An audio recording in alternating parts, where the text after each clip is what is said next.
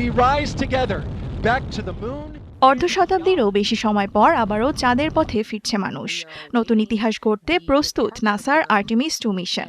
যুক্তরাষ্ট্রের ফ্লোরিডায় অবস্থিত Kennedy space সেন্টারে চলছে উৎক্ষেপণের চূড়ান্ত প্রস্তুতি।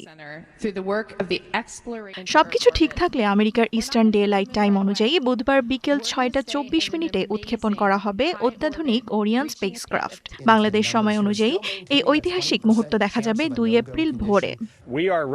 আমরা প্রস্তুত, রকেটও একদম প্রস্তুত, নাসার সব প্রস্তুতি শেষ। আমরা এই যানবাহনের প্রতিটি অংশের আলাদাভাবে পর্যবেক্ষণ করে দেখছি। এটি ছেড়ে যেতে একদম প্রস্তুত।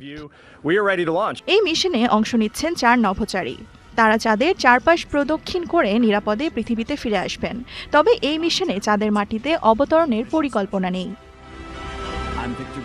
প্রায় 10 দিনের এই অভিযানে গভীর মহাকাশে মানুষের সক্ষমতা যাচাই করা হবে। পরীক্ষা করা হবে মহাকাশযানের জীবনধারণ ব্যবস্থা, উন্নত নেভিগেশন এবং যোগাযোগের প্রযুক্তি।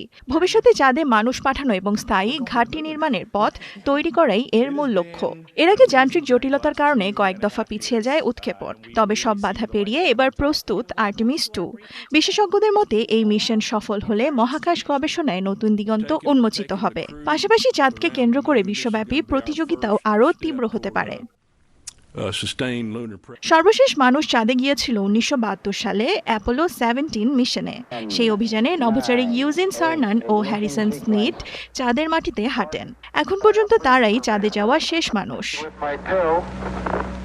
দেওয়ান মুবাশশিরা হোসেন, 71।